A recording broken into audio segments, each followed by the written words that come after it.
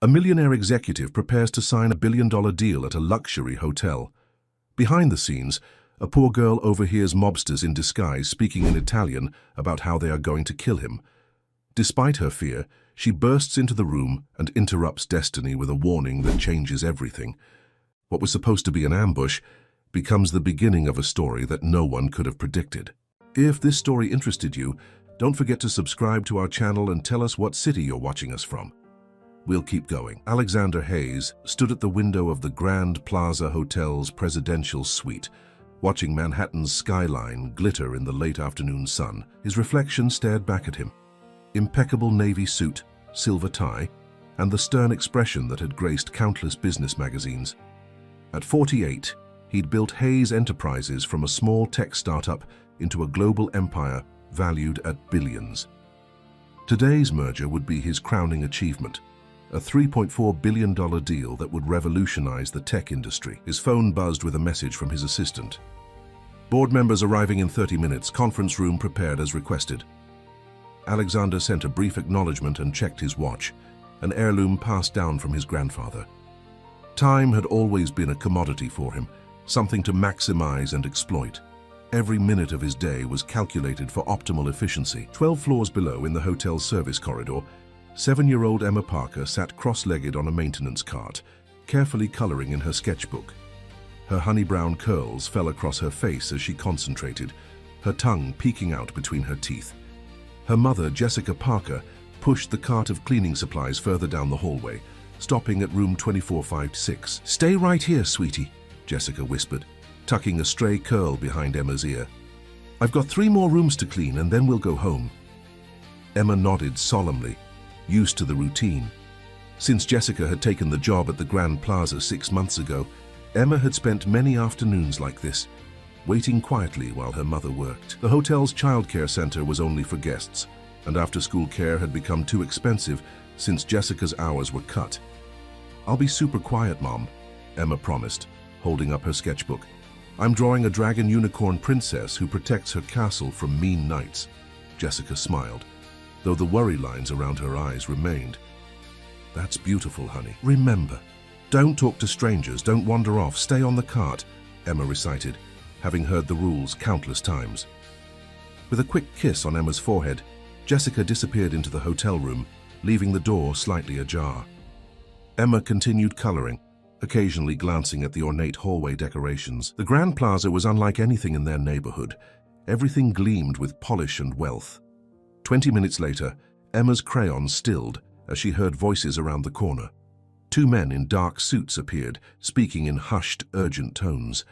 They wore the same uniform as the hotel security, but something about their stiff posture made Emma shrink back behind the cart. "The operation is confirmed for tonight," the taller man said, checking his watch. "Hayes won't know what hit him." "Westbrook wants this done clean," the second man replied. "Once we access his laptop during the gala dinner, we'll have everything we need to take him down. The algorithm will be ours." "What about his security team?" "Already handled. They'll be distracted by a staged situation in the lobby. Hayes will be completely exposed." Emma's heart raced.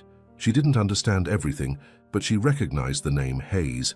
Her grandmother had shown her his picture in a magazine once, saying he was one of the richest men in America.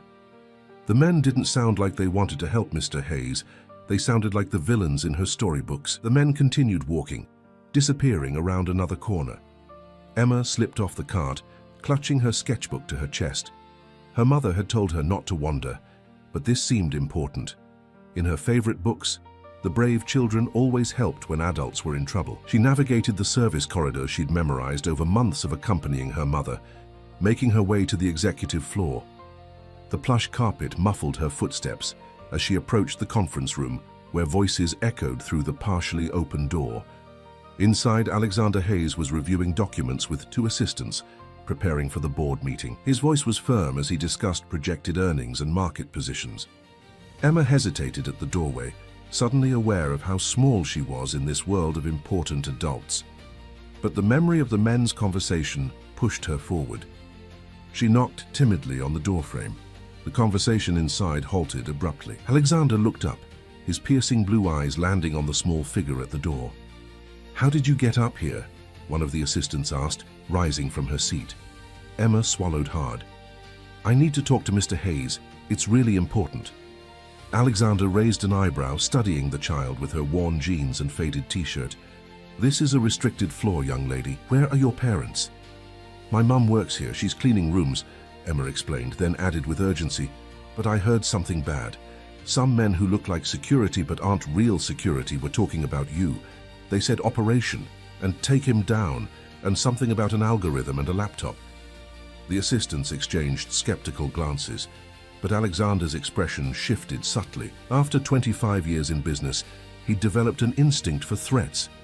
Industrial espionage wasn't uncommon in his world, and Westbrook Technologies, his fiercest competitor, had been suspiciously aggressive about acquiring his new encryption algorithm. What's your name? He asked, his tone gentler than before. Emma Parker, sir. I'm 7 3/4. Alexander gestured for her to come closer. Tell me exactly what you heard, Emma.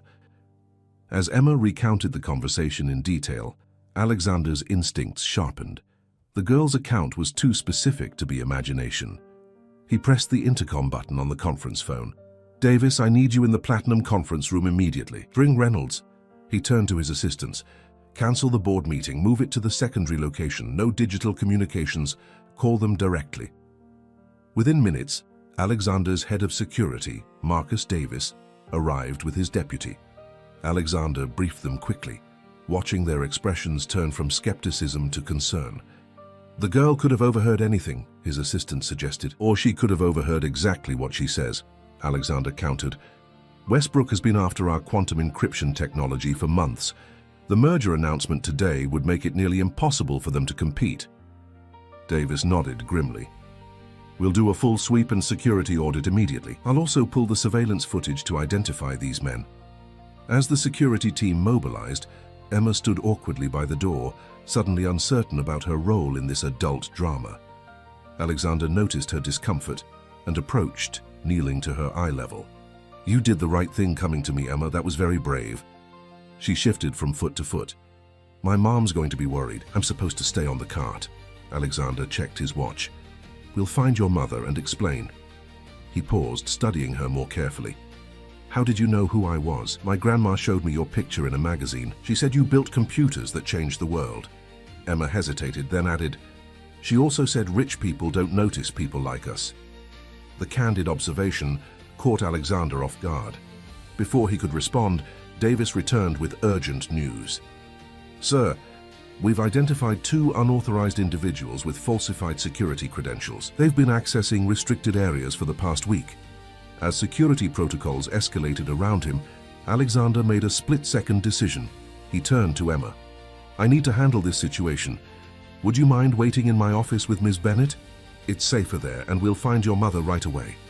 Emma nodded solemnly, following Alexander's assistant to the adjacent office. As the door closed behind her, she couldn't help but feel she'd stepped into a different world, one where her voice had actually mattered. Alexander watched her go, struck by the irony that a child had potentially saved his company from disaster. He turned back to Davis, his expression hardening with resolve. Lock down all systems. No one accesses any company devices until we've secured the building. And find out everything you can about these imposters.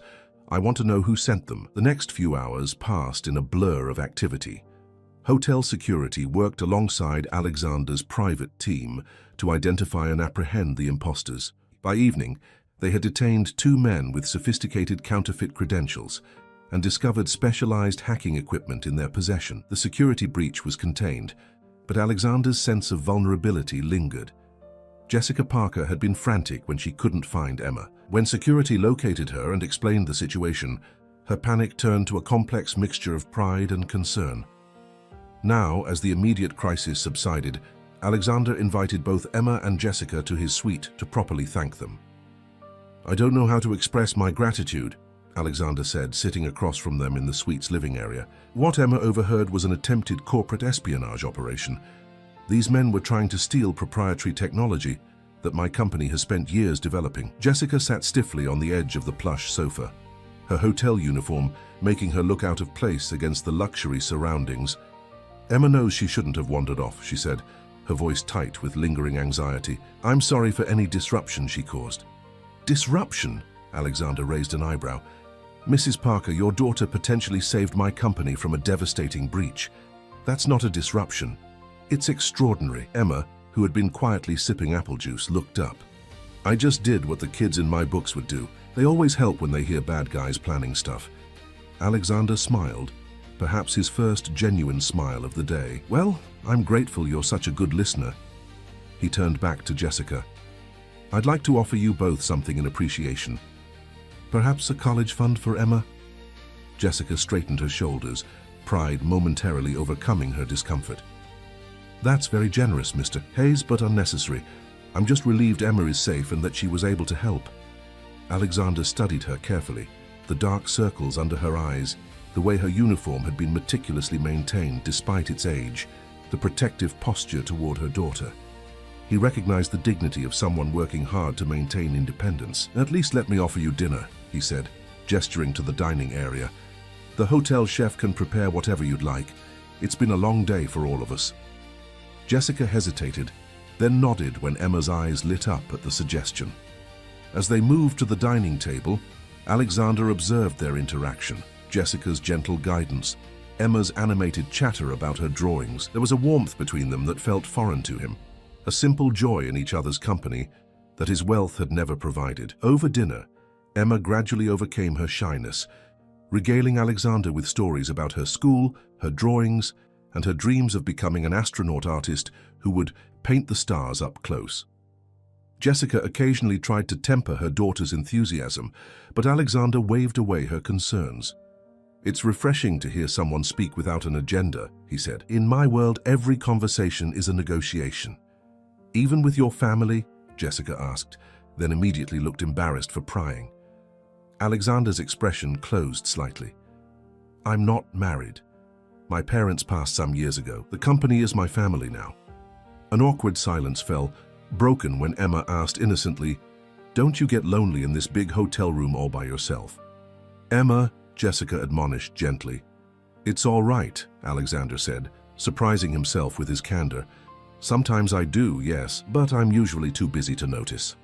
As the evening progressed, Alexander found himself increasingly intrigued by this glimpse into a life so different from his own. Jessica gradually revealed pieces of their story, how she'd moved to New York 3 years ago after leaving an unhealthy relationship, her struggle to find affordable housing, her determination to give Emma stability despite working 2 jobs. We manage, she said simply when Alexander expressed concern about her workload. Emma's a good kid. She understands when things are tight. Mom makes it like an adventure, Emma added loyally.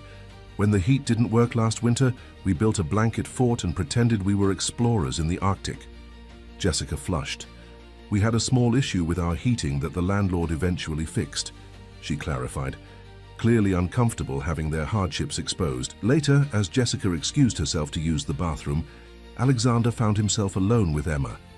The child studied him with unnerving directness. Why do you look sad when you smile? She asked, tilting her head. Alexander blinked, caught off guard by the observation. Do I? Emma nodded seriously. My teacher says eyes tell the truth even when mouths don't. Your mouth smiles, but your eyes stay worried. Before Alexander could formulate a response, Jessica returned, apologizing for keeping Emma out so late. She has school tomorrow, and I have an early shift at my second job. Of course, Alexander said, standing. Let me arrange a car to take you home. That's not necessary. We can take the subway. Please, I insist. It's the least I can do. As they waited for the car to arrive, Alexander made a decision. He handed Jessica his business card with his private number written on the back. If you ever need anything at all, please call me directly. I mean it. Jessica accepted the card with hesitation. Thank you for your kindness, Mr. Hayes. Alexander, please. She nodded, a small smile warming her tired features. Thank you, Alexander. After they left, Alexander stood at the window of his suite, watching the city lights. The attempted corporate sabotage should have been his focus, but instead he found himself thinking about blanket forts and a child who noticed sad eyes behind smiles. The next morning, Alexander walked into the emergency board meeting with renewed purpose. The directors had gathered, faces grave with concern about the security breach. Gentlemen, ladies, he began, standing at the head of the table. Yesterday, we narrowly avoided a catastrophic breach of our security. Our competitors at Westbrook Technologies attempted to steal our quantum encryption algorithm, the cornerstone of our merger deal. Murmurs spread around the table as Alexander continued. What's most disturbing isn't just the attempt, but how close they came to succeeding. Our security protocols failed at multiple levels. How was it discovered? Asked Eleanor Chambers, the company's longest-serving board member. Alexander paused, knowing the story would sound improbable. A 7-year-old girl overheard the conspirators discussing their plans and had the courage to warn me. Disbelieving looks passed between board members. Richard Keller, the chief financial officer, leaned forward. You're saying our $3 billion deal was saved by a child? Precisely, Alexander replied. While our highly paid security team missed multiple red flags, a little girl who was paying attention recognized a threat. The irony isn't lost on me, and it shouldn't be lost on any of you. Alexander laid out the security failures that had allowed the breach, then presented a comprehensive overhaul of their protocols. As the meeting progressed, he found himself speaking with a clarity and conviction that surprised even him. The previous day's events had shaken something loose in him, a recognition of blind spots he hadn't known existed. We've become too insular, he concluded, too confident in our systems and our people. Sometimes we need an outsider's perspective to see what we've been missing. As the board filed out after voting unanimously for his security proposals, Eleanor Chambers lingered behind. That was quite a speech, Alex. I haven't heard you speak with such passion in years. Alexander gathered his papers. Near misses have a way of sharpening one's focus. Eleanor said, studying him. And does this focus extend to the little girl and her mother? I know you, Alex. You've got that look. What look? The one you get when you've found a problem you want to fix. Just remember, people aren't corporations. They can't be restructured to fit your vision. Alexander frowned. I'm simply grateful for their help. Nothing more. Eleanor patted his arm. Of course. Just be careful. Gratitude from a man in your position can be overwhelming. She paused at the door. By the way, the press got wind of the attempted breach. PR is running interference, but they'll need your input on the official statement. After she left, Alexander sat alone in the conference room, turning his phone over in his hands. Without analyzing his motives too closely, he pulled up the hotel's employee database and located Jessica Parker's address. It was in a struggling neighborhood in Queens, a world away from his Manhattan penthouse. 3 days later, Alexander stood outside a weathered apartment building in Queens, feeling conspicuously out of place in his tailored suit. He debated with himself repeatedly about this visit, questioning his motives and Eleanor's warning about overwhelming gratitude. In the end, curiosity won out over caution. The building's security door had a broken lock, allowing him direct access to the stairwell. The elevator had an out-of-service sign that looked permanent. He climbed to the 4th floor, noting the peeling paint and the persistent smell of cooking oil mixed with dampness. At apartment 4C, he hesitated before knocking. Jessica opened the door, her surprise evident as she recognized him. Mr. Hayes, what are you doing here? Alexander, please, he reminded her. I was in the neighborhood and wanted to check on you both. The lie felt awkward on his lips. He hadn't been in the neighborhood of Queens in years. Jessica's expression made it clear she didn't believe him either, but she opened the door wider. Please come in. I apologize for the mess. The apartment was small but meticulously clean. A futon sofa dominated the living room, with a small kitchen table pushed against one wall. School books and art supplies were neatly stacked on a repurposed coffee table. Despite the obvious financial constraints, there were touches of warmth everywhere. Hand-painted picture frames, colorful throw pillows, and Emma's artwork proudly displayed on the refrigerator. Emma's at her after-school program, Jessica explained, clearing textbooks from the kitchen table. I've been studying between shifts. She gestured to the nursing textbooks. You're in school? Alexander asked, taking a seat at the small table. Jessica nodded, putting on a kettle for tea. Part-time at community college. I'm working toward a nursing degree. It's taking longer than I planned, but we're making it work. Alexander noted the careful budgeting notebook beside the textbooks, the stack of bills held together with a paperclip, the worn edges of the furniture. The apartment was clean and functional, but showed signs of prolonged financial strain. How long have you been at the Grand Plaza? He asked, accepting the mug of tea she offered. Almost 7 months. The hours work with Emma's school schedule, and the pay is better than my last position. Jessica sat across from him, her posture still carrying the wariness of someone unaccustomed to entertaining billionaires in her kitchen. And your second job? I work evenings at an urgent care clinic 3 days a week. It's entry-level, but it gives me practical experience in the medical field. She hesitated, then asked directly, Mr. Hayes, Alexander, why are you really here? He considered several polished responses before settling on honesty. I'm not entirely sure. I've been thinking about what Emma said about rich people not noticing people like you. It bothered me. Jessica's expression softened slightly. She's 7. Children see the world in black and white. But she wasn't wrong, was she? Alexander ran his finger along a chip in the mug. I've built a company worth billions, yet I've never given much thought to the lives of the people who clean my hotel rooms or serve my coffee. That's not unusual. People naturally focus on their immediate surroundings. Perhaps, but it's a failure of perspective nevertheless. He looked up at her. Your daughter changed that, at least for me. She made me visible to you, and in turn, made you visible to me. Jessica studied him, her expression unreadable. And now that we're visible, before Alexander could answer, they heard the apartment door open, followed by the sound of small feet running down the hallway. Mom, Mrs. Wilson let me bring home the class fish for the weekend, and Emma stopped abruptly in the doorway, her eyes widening at the sight of their visitor. Mr. Hayes. She was carrying a small fishbowl with both hands, water sloshing dangerously close to the rim. Alexander instinctively rose to help, taking the bowl and setting it safely on the counter.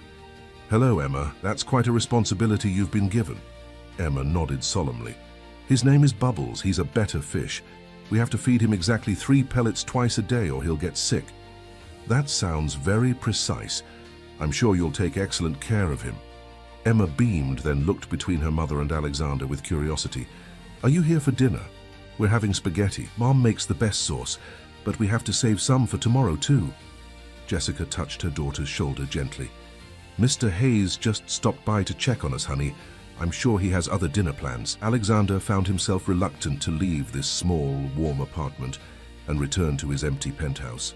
Actually, I don't have plans. I'd love to stay for spaghetti if that's all right. Jessica looked momentarily flustered, but Emma was already pulling plates from the cabinet. You can help me set the table. Do you know how to fold napkins into swans? My mom showed me how.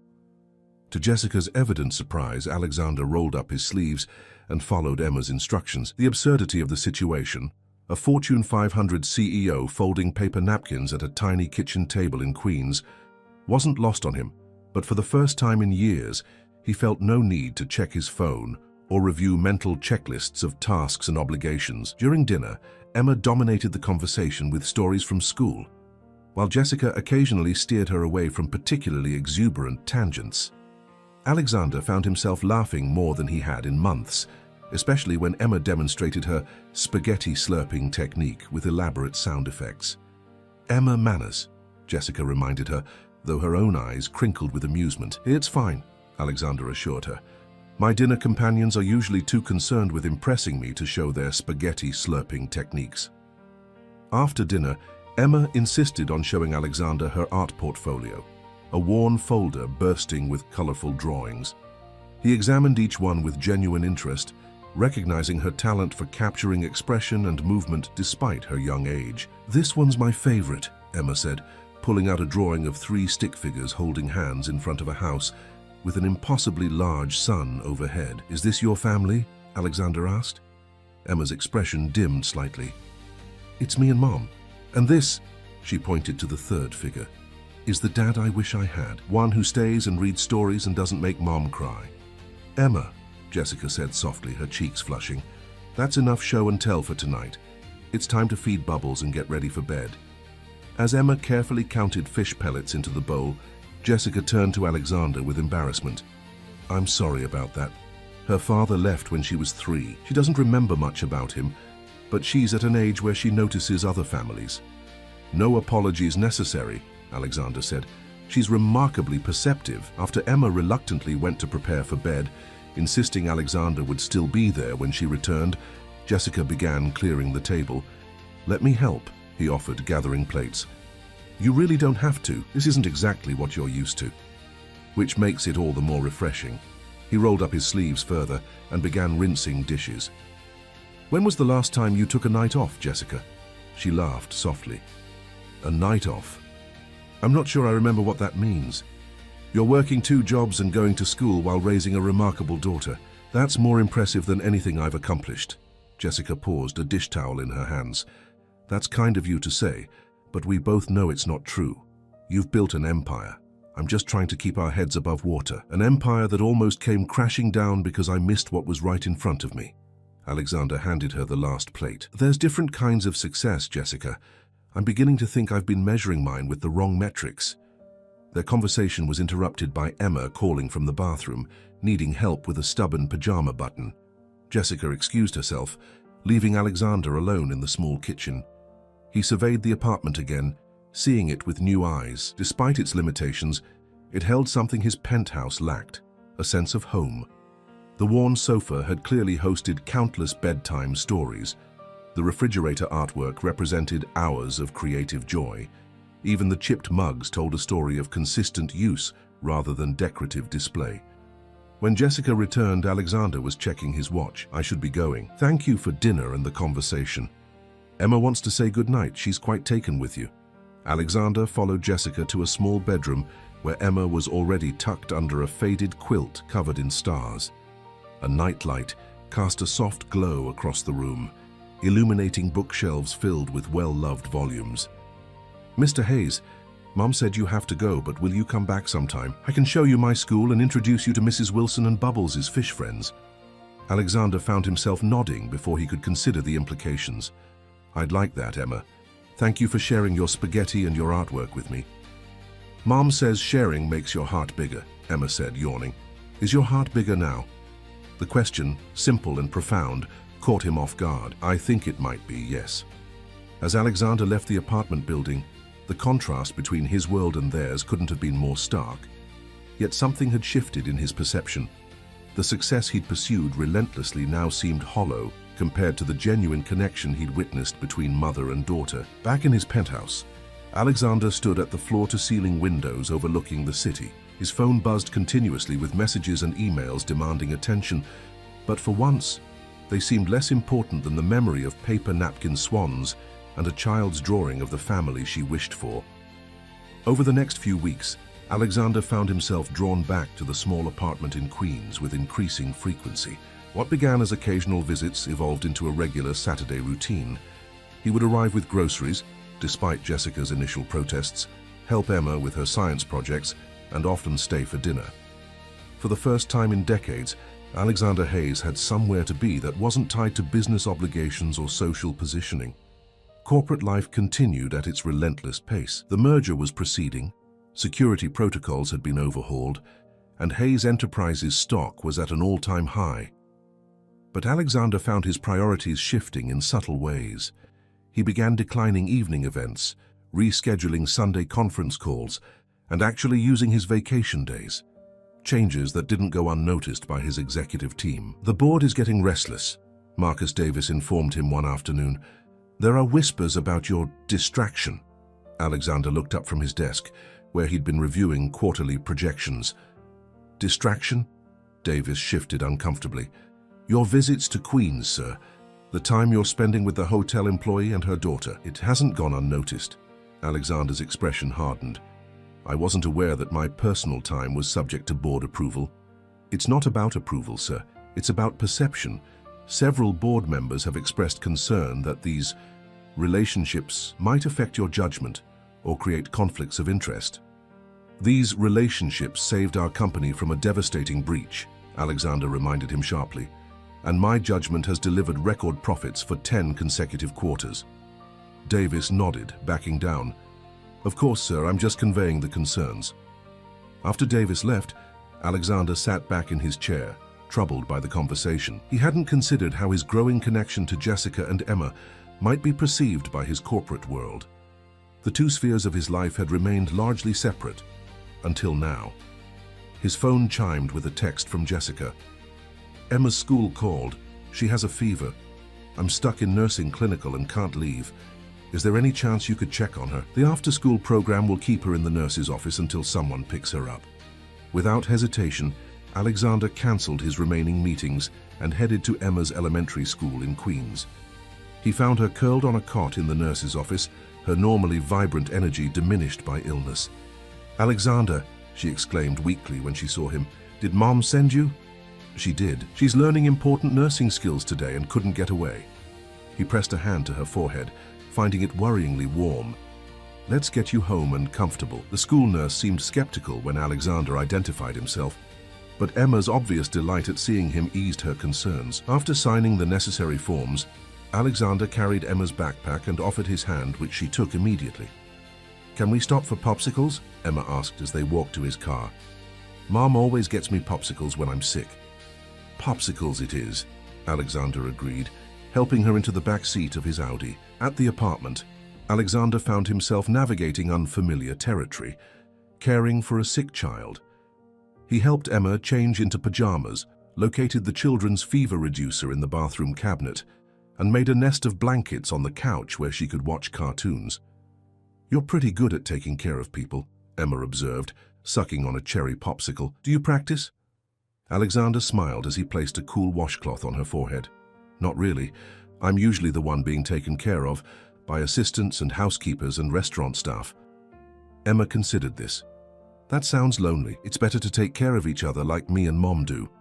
The simple wisdom in her statement lingered with Alexander throughout the afternoon as he worked remotely from Jessica's kitchen table, keeping one eye on Emma as she drifted in and out of sleep on the couch. When Jessica returned home that evening, she found them both asleep. Emma on the couch and Alexander in the adjacent armchair, his laptop still open on his knees. The sight stopped her in the doorway, a complex emotion catching in her throat. "Alexander," she said softly, touching his shoulder. He woke immediately, disoriented for only a moment before focusing on her face. "Jessica, how was your clinical?" "It went well. Thank you so much for coming. I don't know what I would have done if you hadn't been available." Alexander closed his laptop and stretched. "It was no trouble. Her fever broke about an hour ago. She's been sleeping peacefully since then." Jessica checked on Emma, brushing hair from her daughter's forehead with a tenderness that made Alexander's chest tighten. The intimacy of the scene, this small family unit that had somehow begun to include him, felt both foreign and essential. "You must be hungry," he said, standing. "I ordered soup earlier, but there's plenty left. Let me heat it for you." In the kitchen, as Alexander warmed the soup, Jessica watched him with a guarded expression. "Alexander, what are we doing here?" He turned to face her. "What do you mean?" "This you. A billionaire CEO spending his Thursday afternoon taking care of my sick daughter, ordering soup, waiting in my apartment." She crossed her arms, not defensively but protectively. "Don't misunderstand. I'm incredibly grateful, but I need to understand what this means to you." The question deserved honesty, though Alexander wasn't sure he fully understood the answer himself. "I don't know exactly. I just know that being here, with you and Emma, feels more real than anything else in my life right now." Jessica sighed, leaning against the counter. "That's what worries me. We're not an experience, Alexander. We're not an escape from your real life or a charity project or a midlife crisis solution." "I never thought you were," he said, surprised by the suggestion. "Didn't you?" Her gaze was direct, challenging. "The grocery deliveries, the offers to help with tuition, the expensive presents for Emma that I keep having to return. It feels like you're trying to fix us." Alexander was silent for a moment, absorbing the truth in her words. "I apologize if I've been overbearing. It's a professional hazard, seeing problems and applying resources to solve them." "But we're not a problem to be solved. Yes, we struggle financially. Yes, our apartment is small and our furniture is second-hand. But we're happy, Alexander. We have what matters." "I can see that," he said quietly. "Maybe that's why I keep coming back. You and Emma have something I've been missing, and I'm trying to understand what it is." Jessica's expression softened. "Connection. Purpose beyond achievement. Love that doesn't depend on performance." The word love hung in the air between them, weighted with implications neither was ready to address. "I should go," Alexander said finally. "Will Emma be okay for school tomorrow?" "I'll keep her home one more day to be safe. I can work from here." As Alexander gathered his things, Emma stirred on the couch. "Are you leaving?" she asked sleepily. Yes, sweetheart. Your mum's home now and you're feeling better. Emma reached for his hand. Thank you for the popsicles and the stories. You're good at the voices. Anytime, Emma. He squeezed her small hand, then turned to Jessica. Call me if you need anything. At the door, Jessica stopped him. Alexander, I appreciate everything you've done today. Truly, but we need to be careful here, all of us. Emma is already getting attached to you, and if this is just a temporary fascination... It's not, he interrupted, surprising himself with his certainty. I don't know exactly what this is, Jessica, but it's not temporary. The drive back to Manhattan gave Alexander time to reflect on Jessica's concerns. She was right to question his motives. Even he wasn't entirely clear on them. Was he trying to fix their lives? Was he using them as an escape from his own carefully constructed but emotionally barren existence? Or was there something more authentic happening? A genuine connection that transcended the vast differences in their circumstances? When he arrived at his penthouse, a message was waiting from his PR director. The business press had gotten wind of his unusual friendship with a hotel maid and her daughter. Several reporters were asking for comment, framing the story as either a heartwarming human interest piece or the prelude to a potential scandal. Alexander deleted the message without responding. Let them speculate. For once in his meticulously managed life, he was following an uncharted path, guided by something other than strategic advantage or market positioning. That night, as he stood on his terrace overlooking the glittering city, Alexander realized he could see the general direction of Queens from his vantage point. Somewhere in that distant borough, in a small apartment with worn furniture and paper stars on the ceiling, was a different kind of wealth than he had ever pursued. The headline appeared in the business section first. Hayes Enterprises CEO forms unusual bond with hotel employee's family. Within days, the story had migrated to the tabloids, social media, and morning talk shows. Speculation ran rampant. Everything from secret philanthropy to scandalous affair to midlife crisis. Alexander refused all requests for comment, inflaming curiosity further. At Hayes Enterprises, the board called an emergency meeting. Alexander arrived to find them assembled, expressions ranging from concern to outright disapproval. This has gone beyond a personal matter, Alex, Eleanor Chambers began. The company's image is now involved. Richard Keller, the CFO, pushed a tablet across the table displaying one of the more salacious headlines. Our investors are getting nervous. There are questions about your judgment, your focus, even your mental stability. Alexander remained calm. My personal life is my own. My performance as CEO remains exceptional, as the quarterly results clearly demonstrate. It's not that simple, said James Whitmore, the newest board member. The Hayes brand is intertwined with your personal brand. You've cultivated an image of calculated precision for decades. This sudden deviation raises questions. Deviation, Alexander repeated, his voice cooling. Is that what we're calling basic human connection now? Eleanor leaned forward. Alex, no one is questioning your right to friendships, but the optics here are concerning. A billionaire CEO spending significant time with a hotel maid half his age and her child. The press is having a field day. Her name is Jessica Parker, Alexander said evenly. She's a nursing student working 2 jobs to support her daughter while pursuing an education. The hotel maid you dismiss so easily showed more integrity and intelligence than half the executives in this building. A tense silence fell over the room. Finally, Whitmore spoke again. The communications team has drafted a statement positioning this as a mentorship program, part of your commitment to supporting working families. It presents the relationship in a positive light while creating appropriate distance. Alexander stood, straightening his jacket. I won't be issuing any statement, crafted or otherwise. My private life remains private. Now, unless there are actual business matters to discuss, I have a company to run. As the meeting dissolved into uncomfortable murmurs, Eleanor followed Alexander to his office. That wasn't your most diplomatic performance, she observed, closing the door behind her. Alexander sighed, the rigid posture relaxing slightly. They want me to disavow the only genuine relationship I've formed in years, Eleanor. All to protect an image that feels increasingly hollow. Is that what this is? A genuine relationship? She studied him carefully. Or is it a rebellion against the life you've built? Can't it be both? Alexander sat behind his desk, suddenly weary. I've spent 30 years accumulating wealth and power, and for what? An empty penthouse and board meetings where people analyze my deviations from acceptable behavior? Eleanor's expression softened. You know I care about you, Alex. I've watched you build this company from nothing. But I've also watched you sacrifice everything personal along the way, relationships, family, even basic joy. If Jessica and her daughter are changing that, I'm glad. But tread carefully. Lives are at stake here, not just stock prices. After Eleanor left, Alexander received a text from Jessica. Have you seen the news? Reporters outside our apartment building. Emma, frightened, not sure what to do. Alexander immediately called his head of security, arranging for a private security detail to escort Jessica and Emma safely to and from work and school. Then he called Jessica directly. I'm so sorry about this, he said when she answered. I never imagined the press would harass you. Neither did I, Jessica replied, her voice tight with stress. Emma's teacher called. Reporters were asking questions at the school. This is getting out of control, Alexander.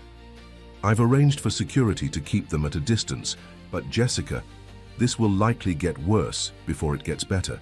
The media cycle is relentless. There was a long pause before Jessica spoke again. Maybe we should take a step back, give things time to cool down. The suggestion sent an unexpected pang through Alexander's chest. Is that what you want? What I want is for my daughter to feel safe, for my neighbors to stop giving me strange looks, for my co-workers to stop whispering when I enter a room. Her voice cracked slightly.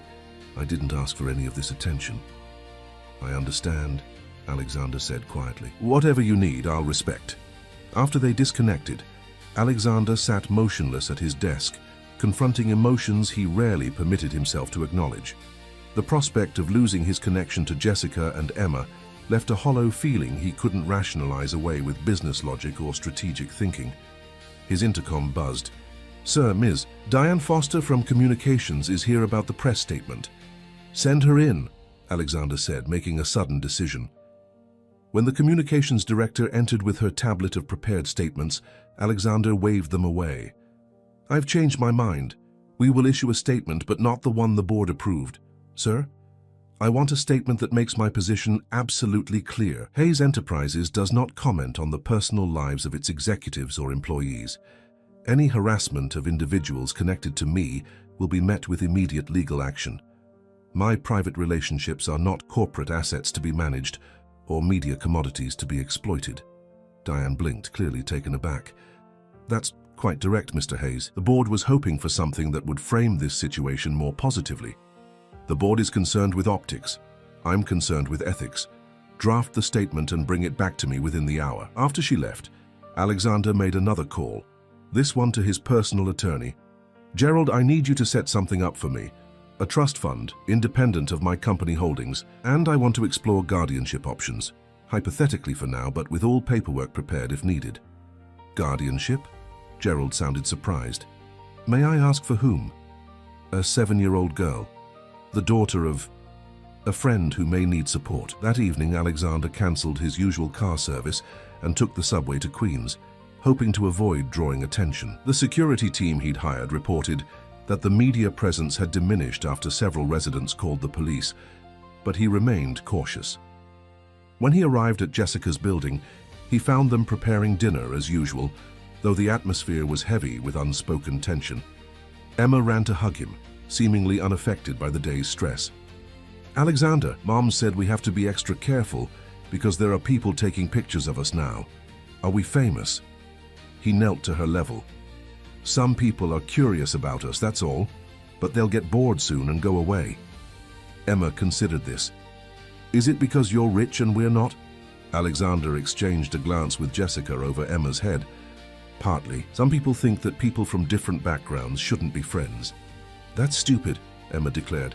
My best friend Zoe has 2 moms and lives in a big house, and I live with just my mom in an apartment, but we're still best friends. Exactly, Alexander agreed, and that's all that matters. During dinner, he noticed Jessica was quieter than usual, her smile not quite reaching her eyes. After Emma went to finish homework, she finally spoke frankly. My supervisor called me in today. They're concerned about my connection to you and how it might affect the hotel's reputation. I'm being moved to a different floor, away from the executive suites. Alexander's jaw tightened. That's completely unacceptable. I'll speak with hotel management immediately. No! Jessica's response was sharp. That's exactly what I don't want. I don't need you fighting my battles or using your influence. That only confirms what everyone is whispering, that I'm using you somehow or you're using me. Jessica, I'm just trying to help. I know. Her expression softened slightly, but help looks different from where I stand. I've spent years building independence, teaching Emma that we solve our own problems. I can't suddenly become someone who needs rescuing by a powerful man. Alexander was silent, absorbing the rebuke. What can I do then? There must be something. Jessica hesitated, then reached across the table to touch his hand briefly. Just be patient. This attention will fade eventually. And maybe we need to be more careful about boundaries until it does. Boundaries, Alexander repeated, the word tasting bitter. For Emma's sake, if nothing else, she's already so attached to you. If this situation forces you to withdraw completely... She didn't finish the thought. Alexander nodded slowly, understanding the fear beneath her words. Emma had already lost one father figure. Jessica was protecting her from losing another. I won't disappear, he promised, no matter what the press says or the board threatens, but I'll respect whatever limits you need to set.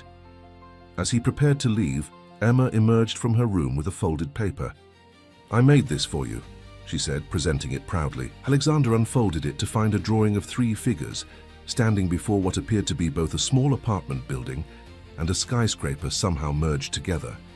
The figures were labeled Mom, Me, and Alexander. It's our 3-person family, Emma explained. We can live in both places.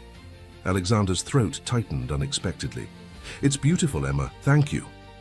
As he walked to the subway, the drawing carefully protected in his briefcase, Alexander found himself at a crossroads.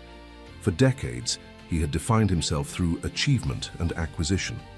Now, he was being asked to demonstrate a different kind of strength, the patience to let a relationship develop naturally, without the power of his position or wealth to expedite it. Back at his penthouse, he found Eleanor waiting in the lobby.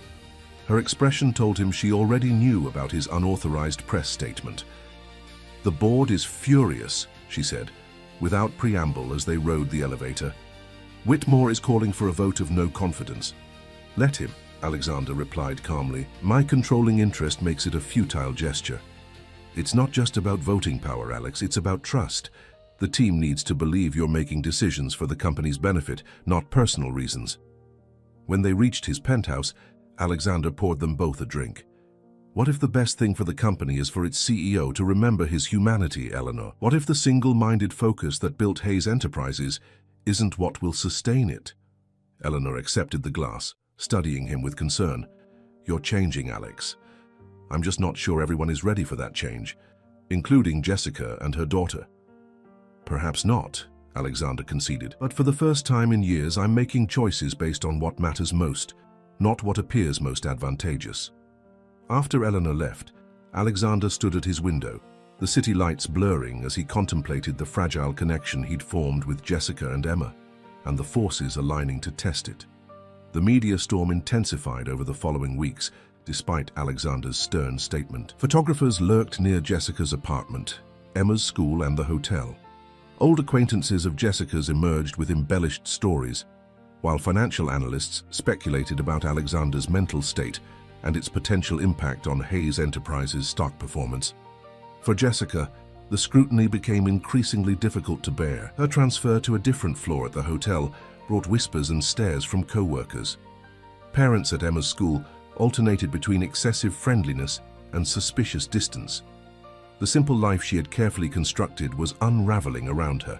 After a particularly difficult day when Emma came home crying because classmates had teased her about being on a tabloid cover, Jessica made a painful decision.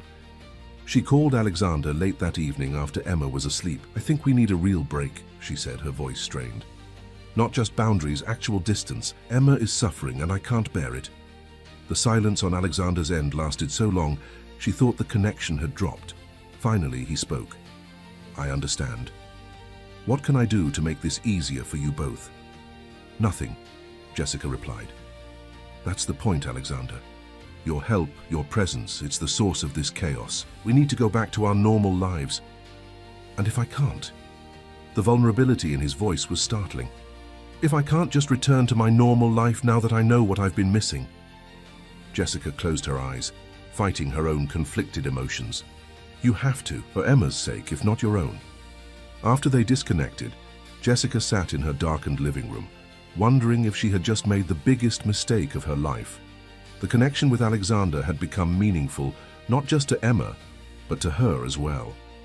A bridge to possibilities she'd never allowed herself to consider. Across the city, Alexander stood motionless in his penthouse, phone still in hand. The rational part of his mind understood Jessica's decision completely. He had brought disruption and unwanted attention into their carefully balanced lives. The proper response would be to respect her wishes, withdraw gracefully and allow the media storm to subside. But for perhaps the first time in his adult life, Alexander found himself unwilling to follow the rational path. The thought of returning to his former existence, the endless meetings, strategic dinners and hollow achievements, felt not just unappealing, but impossible. The next morning, Alexander called an emergency meeting of his executive team. They arrived expecting damage control for the latest media speculation. Instead, they found their CEO unusually relaxed, sitting at the conference table rather than standing at its head. I'm taking a leave of absence, he announced without preamble. Effective immediately for a period of 3 months. The room erupted in protests and questions.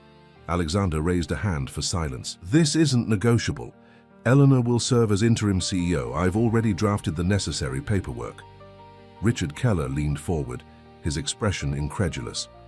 This is because of that woman and her daughter, isn't it?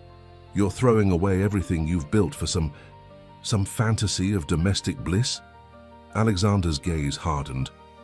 Careful, Richard. You're speaking about people who are important to me. Important enough to abandon your company, your responsibilities, the thousands of employees who depend on your leadership? I'm not abandoning anything. I'm taking a step back to gain perspective. Alexander looked around the table. For 30 years, I've given everything to this company. My time, my energy, my personal life. I've missed funerals and birthdays and relationships because nothing was as important as Hayes Enterprises. He paused, gathering his thoughts. I don't regret building this company, but I do regret the singular focus that made me believe nothing else mattered. It took a 7-year-old girl to show me what I've been missing. After the meeting, Eleanor followed him to his office. Are you sure about this, Alex? 3 months is a long time in our industry. I'm sure. He handed her a file containing transition plans and contingency measures. The company will survive without me, Eleanor. It needs to, or I've failed as a leader. And what will you do with this time? Jessica has asked for space. Alexander nodded.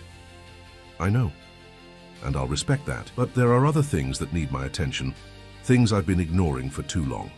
The following day, as news of Alexander's leave of absence sent Hayes Enterprises stock into temporary freefall, he was boarding a flight to Seattle. His mother's sister, his only surviving relative, had been sending him Christmas cards for decades, each one acknowledged with a polite but distant response. At 78, Aunt Margaret was his last connection to a family he had systematically deprioritized in pursuit of success. She was surprised but welcoming when he arrived unannounced at her modest home. Over the next week, Alexander reconnected with stories of his parents before wealth and ambition had defined their lives. He saw photographs he'd never seen, heard anecdotes that humanized the distant figures in his memory, and began to understand the legacy of disconnection he had inherited and perfected. Your father was the same way, Margaret told him over tea in her garden. Brilliant, driven, always looking toward the next achievement. He missed so much, Alex. He was planning expansions on his deathbed. Did he regret it, do you think? Alexander asked. Margaret considered the question carefully. I think he didn't know how to measure success any other way. The question is, do you? From Seattle, Alexander traveled to the small Michigan town where he'd grown up before his father's business success had moved them to Manhattan. The house was gone, replaced by a convenience store, but the neighborhood remained. Ordinary families living ordinary lives that suddenly seemed extraordinary in their connectedness. Throughout these weeks of personal archaeology, Alexander maintained his promise to give Jessica and Emma space. No calls, no texts, no surprise visits. The media attention gradually subsided in his absence. new scandals and stories taking precedence over a billionaire's unconventional friendship. But he sent one letter each week, handwritten, delivered without fanfare. To Emma, he sent stories about the places he visited, sketches of interesting buildings, and once a pressed flower from his aunt's garden. To Jessica, his letters were more measured, respecting her request for distance while gently asserting his continued presence in their lives. "I'm learning patience," he wrote in one letter. "It's not a virtue that came naturally to me. In business, I solved problems through immediate action and resources. But some things can't be rushed or purchased. Trust, understanding, the natural evolution of feelings. I'm giving you the space you asked for, but I want you to know that space doesn't equal absence. Wherever I am, whatever I'm doing, you and Emma remain in my thoughts." 6 weeks into his leave of absence, Alexander received an unexpected call from Eleanor. "Westbrook is making another move," she said, without greeting. "They've acquired enough proxy votes to potentially block the merger. The board is getting nervous." Alexander sighed, gazing out the window of his hotel room in Chicago, the latest stop in his journey. "The merger agreement is solid, Eleanor. Westbrook is bluffing." "Maybe, but the team would feel better with you back in New York. Your absence is being interpreted as weakness. My absence is exactly what it appears to be, a CEO taking time to recalibrate. The company will weather this just fine." After ending the call, Alexander found himself at a familiar crossroads.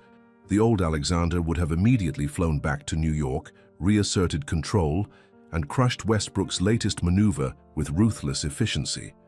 The business world expected nothing less from him, but the man he was becoming recognized this as the test it was, of his new priorities, his evolving definition of success, and the leadership culture he had created at Hayes Enterprises. Instead of booking a flight to New York, he called Marcus Davis, his head of security. "I need information on Jessica and Emma Parker, not surveillance, just confirmation that they're safe and managing." Davis's report was reassuring. The media had largely moved on. Jessica was continuing her nursing studies and had received a small promotion at the hotel. Emma was doing well in school, though her teacher had noticed she still occasionally drew pictures, featuring a tall man holding hands with her and her mother. That night, Alexander wrote another letter, this one different from the others. "Dear Jessica," he began, "these weeks apart have given me time to reflect on who I am and who I want to be. I've visited family I've neglected, places I've forgotten, and memories I've ignored. Through it all, one truth has become increasingly clear. The connection I feel with you and Emma isn't a diversion or a crisis or a rebellion against my former life. It's the most authentic thing I've experienced in decades. I know you needed space, and I've respected that. I will continue to respect whatever boundaries you set, but I also want to be honest about my feelings. You and Emma brought something essential back into my life, something I didn't even realize was missing until I met you both. Whether or not I have a place in your future, you have permanently changed mine. I have 2 more weeks of travel planned. After that, I'll be returning to New York. I don't expect an answer or a decision from you. I simply wanted you to know where I stand. Whatever happens next is entirely your choice." He signed it simply Alexander, sealed the envelope, and arranged for its delivery without corporate couriers or expensive messengers, just regular mail like any ordinary man might send. The following morning, he received another call from Eleanor, her voice tense with concern. "Alex, there's something you should know. Jessica Parker has resigned from the Grand Plaza.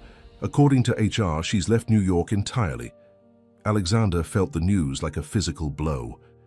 Did she leave a forwarding address? Any indication of where she was going? Nothing. She simply gave notice and left. "I'm sorry, Alex."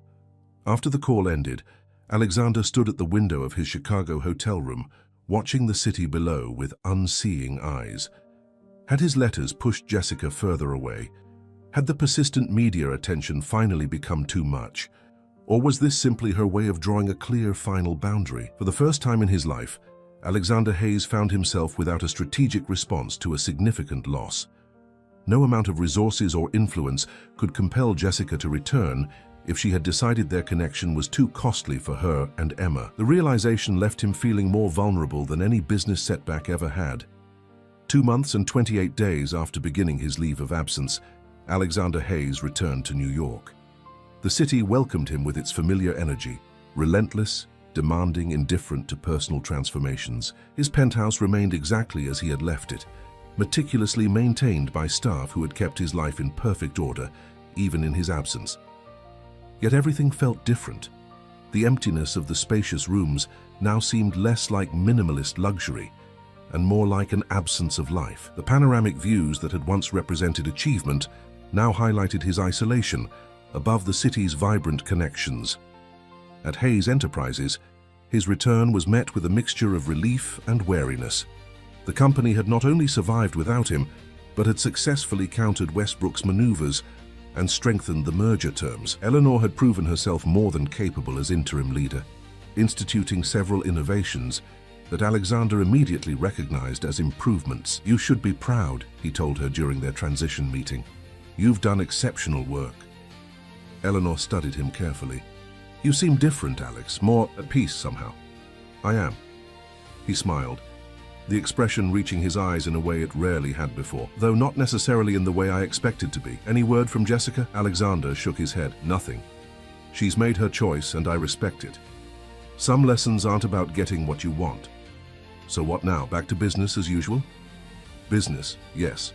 Usual? I don't think that's possible anymore." Alexander looked out at the Manhattan skyline from his office window. "I've been thinking about legacy, Eleanor.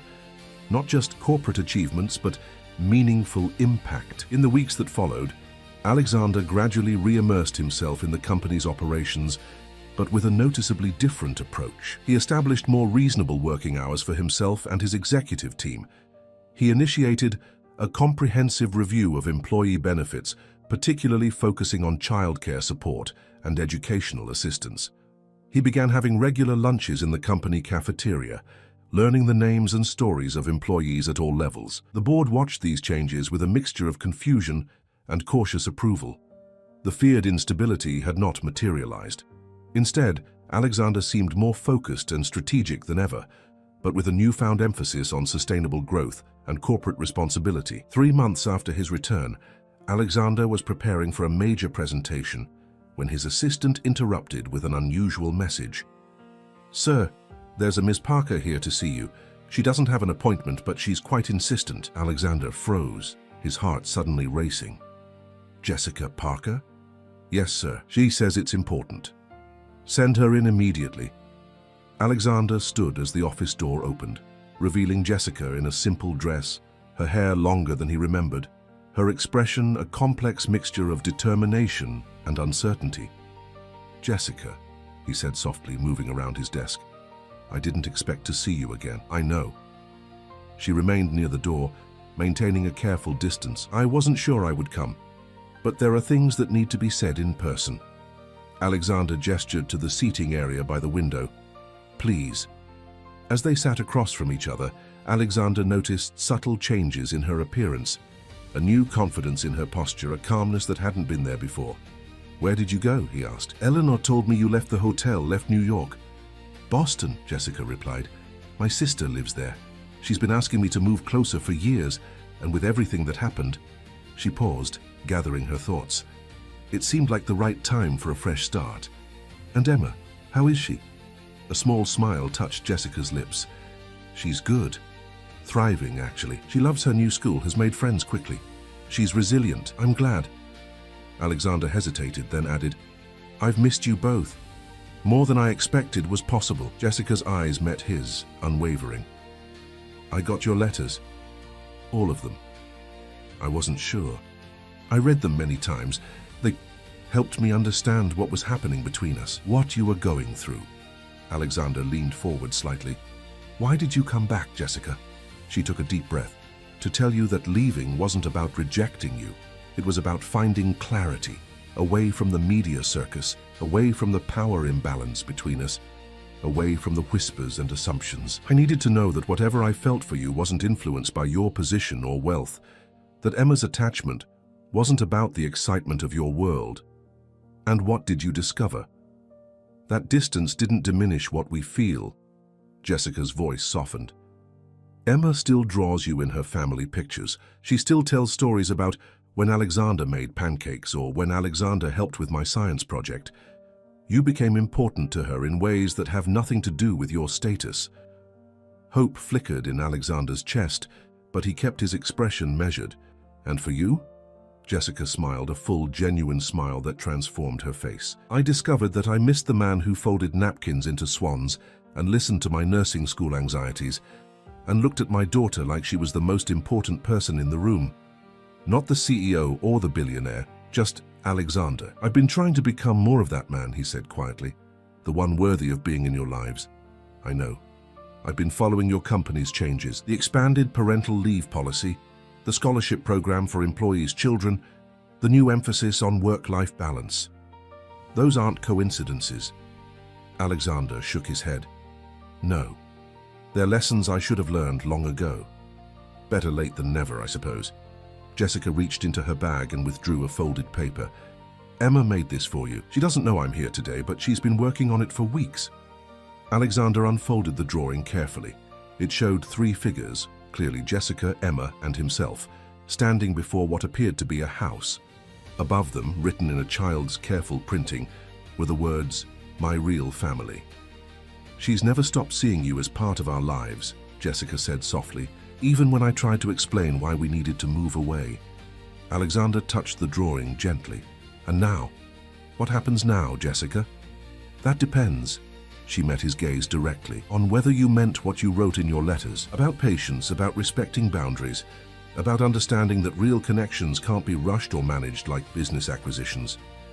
I meant every word. Jessica nodded, as if confirming something to herself. Then I propose we start again. Not with grand gestures or dramatic declarations, but with something simpler. Emma has a school play next Friday in Boston. She's playing a tree with exactly 2 lines, but she's been practicing for weeks. She would love for you to be there. The invitation, so ordinary and yet so profound, brought unexpected emotion to Alexander's throat. I would be honored, and after that, perhaps dinner at our new apartment. It's small, but it has a balcony with a view of the park. It sounds perfect. Jessica stood, gathering her bag. I should go. I promised Emma I'd be back tonight. Alexander walked her to the door, fighting the urge to pull her into an embrace, to make grand promises about their future. Instead, he simply asked, "May I call you tomorrow to get the details for the play?" "I'd like that." She hesitated at the threshold, then added, "This won't be easy, Alexander. There will still be challenges, differences in our worlds, public interest, Emma's needs as she grows. The most valuable things rarely come easily," he replied, "but they're worth the effort." After Jessica left, Alexander returned to the window, looking out at the city with new eyes. For decades, he had measured success in acquisitions, market share, and profit margins. Now he understood that the true measure lay elsewhere, in connections formed, in lives touched, in the courage to remain open to transformation. That evening, as he left the office earlier than his usual hour, Alexander stopped by Eleanor's office. She looked up in surprise as he placed a small gift box on her desk. "What's this for?" "A token of appreciation for your leadership during my absence, and a more permanent arrangement if you're interested." He smiled at her confusion. "I'm restructuring the executive team. You'll remain as acting CEO 3 days a week, while I focus on our foundation and strategic initiatives." Eleanor opened the box to find a new business card with her name and the title Co-Chief Executive Officer. "Alex, are you sure about this?" "More sure than I've been about anything in years." He moved toward the door. "We'll discuss details tomorrow. Right now I have an apartment to find in Boston." "Boston?" Eleanor's eyebrows rose. "Not giving up the penthouse, I hope." "Not giving up, expanding." Alexander smiled. "It seems I need to be in 2 places for a while, until certain boundaries become more flexible."